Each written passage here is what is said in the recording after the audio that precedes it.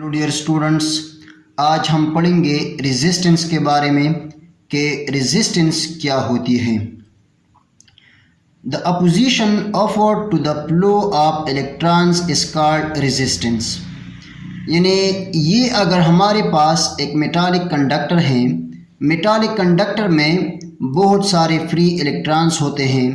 जब ये electron move करते हैं inside the metallic conductor, these electrons are continuously collide with each other. Due to these collisions of electrons, they offered opposition to the flow of electrons. So this opposition offered to the flow of electron is called resistance. यानी ये अगर metallic conductor है, इस metallic conductor में ये free electron move करते हैं। So when these free electrons move in a metallic conductor, these electrons are collide with each other. Due to these collisions, the electrons are opposed, their motion opposed. So this opposition offered to the flow of electrons is called resistance. Resistance को हम represent करते हैं R से। Mathematically हम resistance को इस तरह लिखते हैं कि R is equal to V divided by I। यानी पिछली वीडियो में हमने ओम्स लॉ को पढ़ा था। ओम्स लॉ में हमारे पास V बराबर था IR के।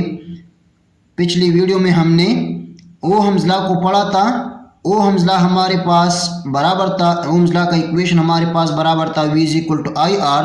सो from that equation R is equal to V divided by I।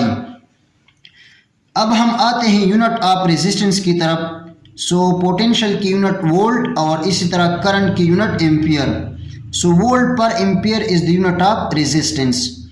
Volt पर एम्पियर को हमने एक स्पेशल नाम दिया हुआ है जिसे कहते हैं हम ohm.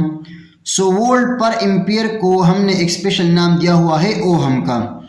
So actually ohm is the unit of resistance.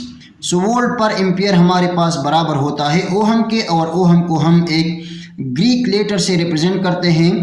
इस साइन को हम कहते हैं ओमेगा। सो वोल्ट पर एम्पियर हमारे पास बराबर होता है ओमेगा के। अब हम आते हैं factors on which resistance depend, यानी ऐसे फैक्टर्स जिस पर रेजिस्टेंस डिपेंड करता है। So R is directly proportional to length. अगर ये हमारे पास एक मेटालिक कंडक्टर है और L इस कंडक्टर की लेंथ को रिप्रेजेंट करता है।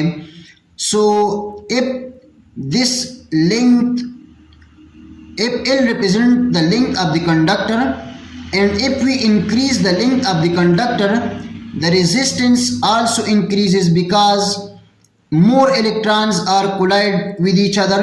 So when the collision increases, the resistance also increases. So when length increases, resistance between the electrons increases. अब अगर ये हमारे पास एक मेटालिक कंडक्टर है, इसका एरिया A है, और ये भी हमारे पास एक मेटालिक कंडक्टर है, इसका एरिया भी A है। ये एरिया कम है इस एरिया के मुकाबले में। सो ये एरिया ज़्यादा है और ये एरिया कम है। यहाँ पर एरिया कम है, सो इलेक्ट्रॉन की जो कोलिजन्स है वो ज़्यादा होगी यहाँ पर, और यहाँ पर चूंकि एरिया ज़्यादा है, so there will be less chances of collision of electrons. So if area is greater than there will be low resistance, and if the area is less than there will be more resistance. So R is directly proportional to length and R is inversely proportional to area. Resistance temperature पर भी depend करता है। T यहाँ पर represent करता है temperature को, तो रेजिस्टेंस जो है ये टेम्परेचर पर भी डिपेंड करता है। If temperature of the conductor increases, then the collision of electron also increases, so the resistance also increases. So resistance is also directly proportional to temperature. So if we increase length, resistance also decreases because there will be more chance of collision of electron. If area is greater, then there will be less chances of collision of electron, so the resistance will be less if area is greater. इस equation को हमने equation number 1 नाम दिया, इस equation को हमने equation number 2 नाम दिया। अब हम कंबाइन करते हैं इन दोनों इक्वेशंस को। So R is directly proportional to L and inversely proportional to area. R is equal to constant into L divided by A। इस साइन ऑफ प्रोपोर्शनलिटी की जगह हमने लिख दी इक्वल और constant. So R is equal to constant यहाँ पर आ जाएगा रो, जिसे हम रेजिस्टिविटी भी कहते हैं। So R is equal to rho into L divided by A।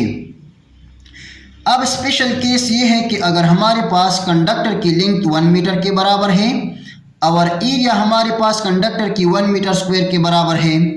So R is equal to rho into 1 divided by 1। Length भी 1 है, एरिया भी 1 है। So 1 divided by 1 is 1 rho के साथ मल्टीप्लाई होके रो आ जाएगा। So R is equal to rho यहाँ पर कांस्टेंट ऑफ प्रोपोर्शनलिटी है और इसको हमने नाम दिया हुआ है रेजिस्टिविटी का, और इसे स्पेसिफिक रेजिस्टेंस भी कहते हैं। स्पेसिफिक रेजिस्टेंस ये भी एक्चुअली रेजिस्टेंस ही होता है, यानी ये भी actually opposition to the flow of electron होता है। रेजिस्टिविटी भी actually opposition to the flow of electron होता है। रेजिस्टेंस को हम मेजर करते हैं इस फार्मूला से कि R is equal to rho into L divided by A। अब अगर हम रेजिस्टिविटी को फाइंड करना चाहें तो रेजिस्टिविटी को हम मालूम करते हैं इस इक्वेशन से। A को हम यहाँ पर R के साथ मल्टीप्लाई करते हैं। So R A is equal to rho L, और बोथ साइड में अगर हम L को डिवाइड कर दे तो रो हमारे पास आ जाएगा R A divided by L। तो इस इक्वेशन की मदद से हम रेजिस्टिविटी या स्पेसिफिक रेजिस्टेंस को फाइंड कर सकते हैं। अब हम आते हैं यूनिट ऑफ रेजिस्टिविटी की तरफ। तो रेजिस्टेंस की यूनिट हमारे पास बराबर होती है, रेजिस्टेंस की यूनिट ओहम, एरिया की यूनिट मीटर स्क्वायर और डिवीजन में लेंथ की यूनिट मीटर है। So ohm metre square divide by metre. 1 metre यहाँ पर मीटर के साथ कैंसिल हो जाएगा और हमारे पास आ जाएगा ohm metre. So ohm metre is the unit of resistivity और स्पेसिफिक रेजिस्टेंस। इंशाल्लाह नेक्स्ट वीडियो में हम पढ़ेंगे कि रेजिस्टिविटी और रेजिस्टेंस के दरमियान क्या फ़र्क होता है, इसके बारे में इंशाल्लाह हम नेक्स्ट वीडियो में पढ़ेंगे। So thank you very much and all the very best of luck.